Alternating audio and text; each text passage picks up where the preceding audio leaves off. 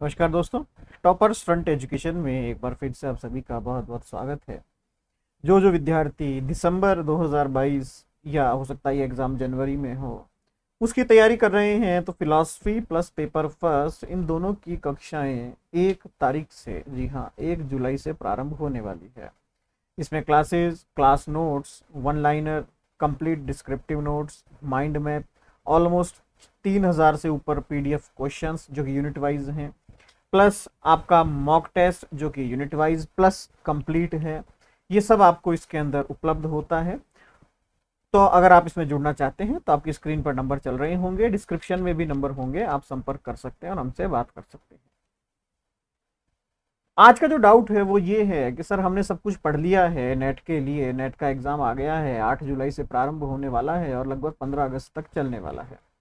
5 तारीखें घोषित की गई है, 5 दिन घोषित किए गए हैं, 5 दिन में एग्जाम होंगे, तो इसकी आखिरी रणनीति हम क्या बनाएं। मैं आपसे आज डिस्कस करने वाला हूं वो यूनिट्स जिसको पढ़कर आप आसानी से बहुत अच्छे नंबर ला सकते हैं। आसानी से मतलब ये नहीं है कि हम बिना पढ़े चले जाएं तो नंबर आ जाएंगे। आसानी से मतलब जिनके द्वारा आप मैक्सिमम नंबर लाने की कोशिश कर सकते हैं, जिनके द्वारा आपकी रैंकिंग में थोड़ा सा सुधार हो सकता है। ये वो यूनिट्स है, अगर हम इनकी तैयारी ढंग से कर लेते हैं तो कहीं ना कहीं नेट तो आपका कहीं नहीं जाएगा, क्लियर है।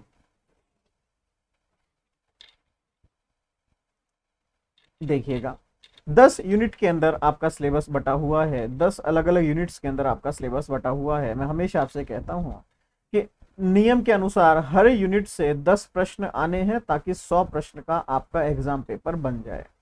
लेकिन ये आइडियल नहीं है, ये आदर्श नहीं है कि सभी से 10 ही आएंगे। किसी यूनिट से 6 से 7 मिनिमम से लेकर के किसी यूनिट में 14 से 15 क्वेश्चंस आप मान के चलिए। 6 7 एक मिनिमम रेशो मान के चलिए। मतलब एक यूनिट आपके लिए, एक सिंगल यूनिट आपके लिए 12 नंबर से लेकर 30 नंबर तक एग्जिस्ट करेगी। ऐसी सारी यूनिट्स नहीं होगी जो 30 नंबर की होगी, कुछ स्पेसिफिक यूनिट्स जो हैं वो इस लेवल तक जा सकती है। इसके लिए माना जाता है 2 यूनिट्स ऐसी है जो 30 तक खिंच जाती है। कौन कौन सी?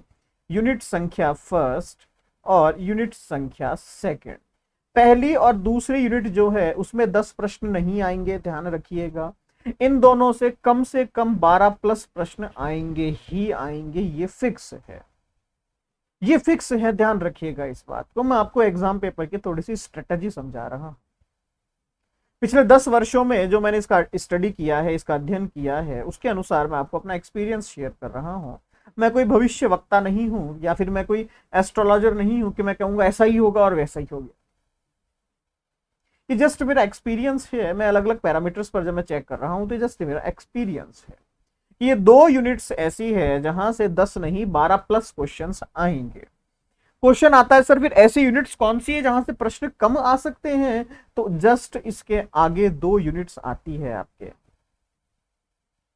यूनिट संख्या 3 और यूनिट संख्या 4। ये क्या हुआ? सबसे छोटी यूनिट्स भी हैं और सबसे अच्छी यूनिट्स भी है। अच्छी मतलब यहां से आप अच्छे नंबर ला सकते हैं, लेकिन यहां पर प्रश्न कम हो सकते हैं। यूनिट संख्या 3 और यूनिट संख्या 4 जो कि बेसिकली एथिकल है या नीति शास्त्र पर आधारित है। यहां से प्रश्न आपके मिनिमम 6 से 7 रह सकते हैं, मैक्सिमम 10 रहेंगे, इसकी संभावना बहुत कम है। बट हाँ, 6 7 प्रश्न इन दोनों यूनिट से मिलाकर रहेंगे।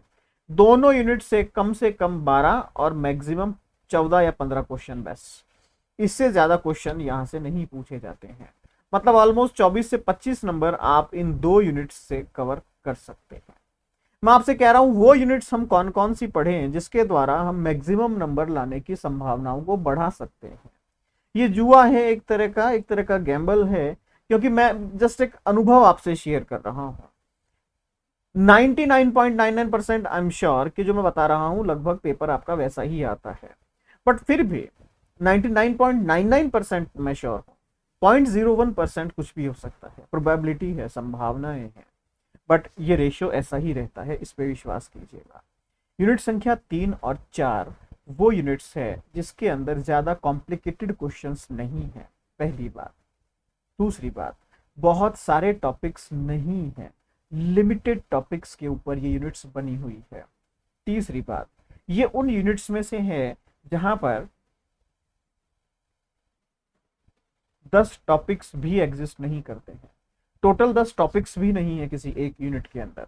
इसका मतलब सीधी सी बात है, अगर मैं उन लिमिटेड टॉपिक्स को पढ़ूंगा तो मैं कहीं ना कहीं ये चेक कर सकता हूं ये प्रश्न कौन सा पूछ रहा है या कौन सा पूछेगा।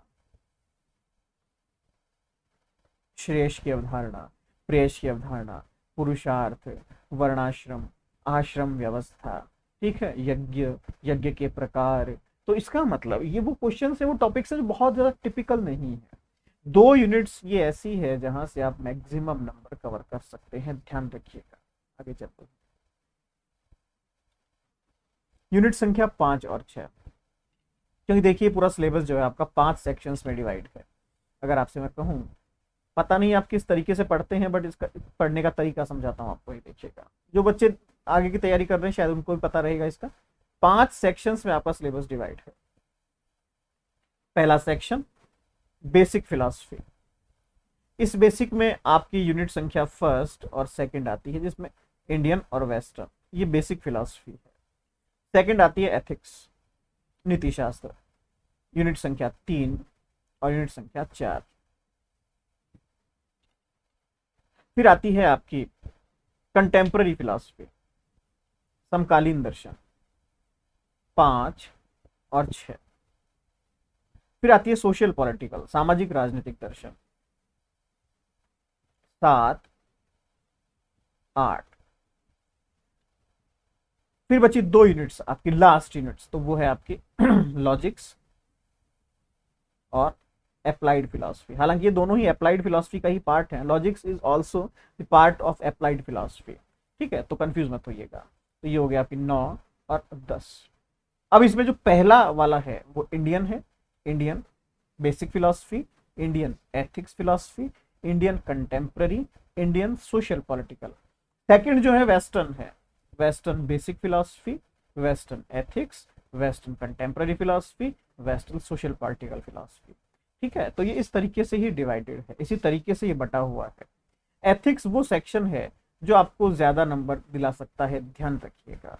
इसके अलावा कंटेम्पररी के अंदर यूनिट संख्या 5 इंडियन कंटेम्पररी, भारतीय समकालीन दर्शन, ये आपके लिए गेम चेंजर हो सकता है।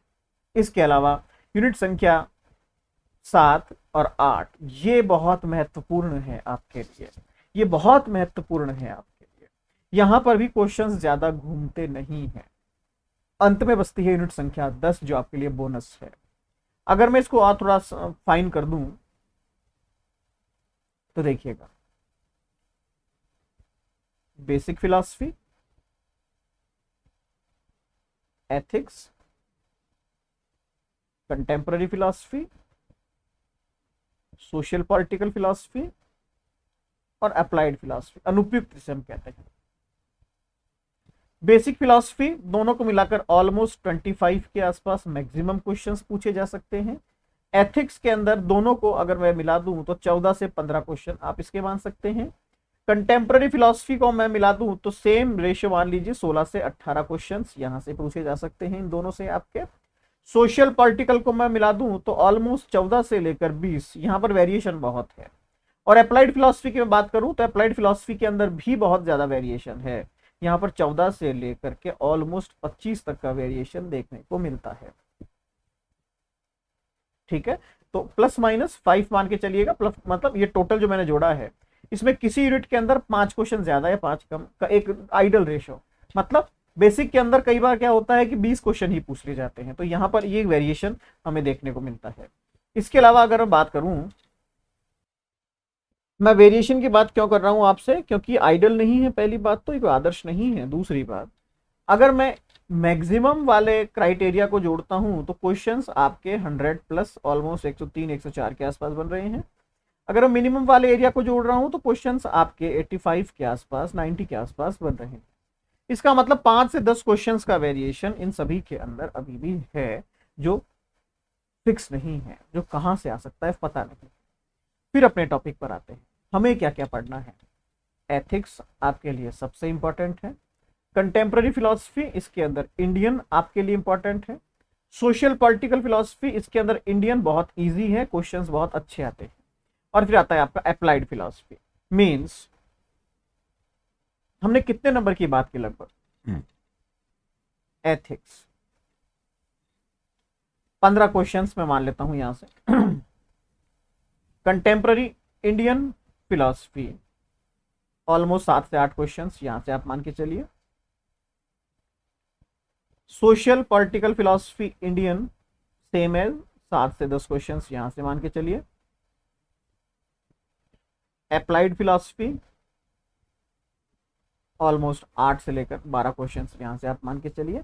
अगर आप ये 4 सेक्शन या 5 यूनिट कवर करते हैं तो ऑलमोस्ट आप देखेंगे कि इन 5 यूनिट के अंदर अगर आप मैक्सिमम वाले एरिया को जोड़ते हैं तो लगभग 45 के आसपास क्वेश्चंस बन रहे हैं। अगर आप मिनिमम वाले को जोड़ते हैं तो लगभग 37 के आसपास, 35 के आसपास क्वेश्चंस बन रहे हैं। इट मींस अगर आप ये 5 मजबूत कर लेते हैं यूनिट्स, आपकी मजबूत मतलब बहुत मजबूत कर लेते हैं, मींस अगर मान लीजिए 45 क्वेश्चंस की मैंने तैयारी करी और 45 में से ज्यादा नहीं लेकिन 38 के आसपास, 35 के आसपास क्वेश्चंस आपके सही हो गए, तो रिमेनिंग जो 5 यूनिट्स है अब वो आपके लिए बोनस हो गई। अगर उनके अंदर 50% स्कोर भी आपने किया, 40% स्कोर भी आपने किया, मतलब 20 से 30 क्वेश्चंस आपके सही हुए, तो आप देख सकते हैं आपके लगभग 60 प्लस क्वेश्चन सही हो रहे हैं ओनली फिलॉसफी के अंदर। वो भी तब जब आपने केवल 5 छोटे छोटे यूनिट्स को तैयार किया, तो भी 60 प्लस तो आप पहुंच गए। अब पेपर फर्स्ट भी इसके अंदर आप जोड़ लीजिए। पेपर फर्स्ट में आप मान के चलिए कि 30, मैंने पहले भी कहा था 30 तो मिनिमम है, 30 क्वेश्चंस आपको वहां मिनिमम करने, 90 क्वेश्चंस आपके हो गए, 180 मार्क्स आपके आ गए। अब आप लास्ट रिजल्ट उठा के देखिएगा कि नेट का कट ऑफ क्या रहा था, आपका नेट क्लियर हो जाएगा। मींस एक रणनीति बनाने की कोशिश कीजिए, एक स्ट्रेटेजी बनाने की कोशिश कीजिए। यूनिट संख्या 1 और 2 ऐसी यूनिट है जहां से आप कुछ भी ना पढ़े तो भी 4-4, 5-5 क्वेश्चन आप हमेशा से ही करते हैं। इतने लूज क्वेश्चन वहां से पूछे जाते हैं। चारवाक दर्शन की फिलॉसफी क्या थी, इनमें से नास्तिक दर्शन कौन है, कौन ईश्वर को नहीं मानता, किसने कहा प्रत्यक्षम किम प्रमाणम, अनेकांतवाद किसका सिद्धांत है, 4 आर्य सत्य किसका सिद्धांत है, पिटक किस दर्शन के ग्रंथों को पिटक कहा जाता है, इनमें से किसने मोक्ष को कैवल्य कहा, वेदांत का सबसे बड़े फॉलोवर कौन थे, मीमांसा के सबसे बड़े फॉलोवर कौन थे, शून्यवाद किसका सिद्धांत था। ये ऐसे हजारों क्वेश्चंस हैं जो हमेशा पूछे जाते हैं और इतने इजी क्वेश्चंस होते हैं ये कि आपको दिक्कत नहीं आएगी। अनुभववादी कौन है, बुद्धिवादी कौन है, कांट की अवधारणा क्या थी, प्लेटो क्या कहता है, सुकरात का सिद्धांत क्या था, पाइथागोरस क्या कहते हैं, पार्मेनाइड्स क्या थे। ये क्वेश्चन ऐसे जो आपने रटे हुए हैं, तो ये बोनस है आपका, समझने की कोशिश कीजिए। नेट निकालने वाला बच्चा केवल 5 यूनिट ये अच्छे करके जाता है तो उसका नेट तो क्लियर है, ये ध्यान रखिए। मुद्दा जब जेआरएफ पर आता है तो देखिए जेआरएफ शॉर्टकट से नहीं होता, जेआरएफ के लिए मेहनत करनी पड़ती है। जब आपकी 5 यूनिट तैयार हो जाती है तो आपका समय बचता है कि एक और अच्छा कर ले, एक और अच्छी कर ले। जेआरएफ का मूल मंत्र मैंने आपसे पहले भी कहा था, जो विद्यार्थी, जो स्टूडेंट केवल और केवल और केवल 7 या 8 यूनिट भी अच्छी पढ़ लेगा उसका जेआरएफ कोई नहीं रोक सकता। 10 यूनिट पढ़ने से जेआरएफ नहीं आएगी, केवल टारगेटेड पढ़ने से जेआरएफ आती है। लॉजिक्स नहीं आता, छोड़ दीजिए। आपको वेस्टर्न कंटेम्प्ररी नहीं आता कि साहब बहुत बड़ा है, छोड़ दीजिए। फिर भी आपके पास 8 यूनिट बची है, मतलब ऑलमोस्ट 75 से लेकर 85 क्वेश्चन बचे हैं। इसमें से अगर आपने 65 से 70 भी सही कर दिए तो भी आपकी जेआरएफ कोई नहीं रोक सकता। रणनीति बनाइए, स्ट्रेटेजी बनाइए, आपका नेट निकल जाएगा, आपका जेआरएफ निकल जाएगा।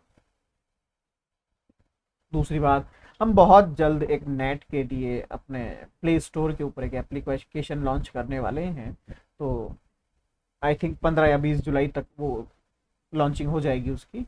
उस प्लेटफॉर्म के ऊपर हम अलग से क्लासेस होगी, अलग से स्टडी मटेरियल उसी पर हम अपलोड कर दिया करेंगे, उसी पर मॉक टेस्ट अपलोड हो जाएगा। मैं कोशिश करूंगा उसके बाद हम लाइव क्लासेस लेने की शुरुआत करें, मतलब वीक में एक दिन हम इंटरेक्शन करें पर्सनली कि साहब ये डाउट था इसको दूर किया जाए। तो मिलते हैं, बहुत बहुत शुभकामनाएं। डेट शीट अभी आई नहीं है, आते ही मैं अपडेट कर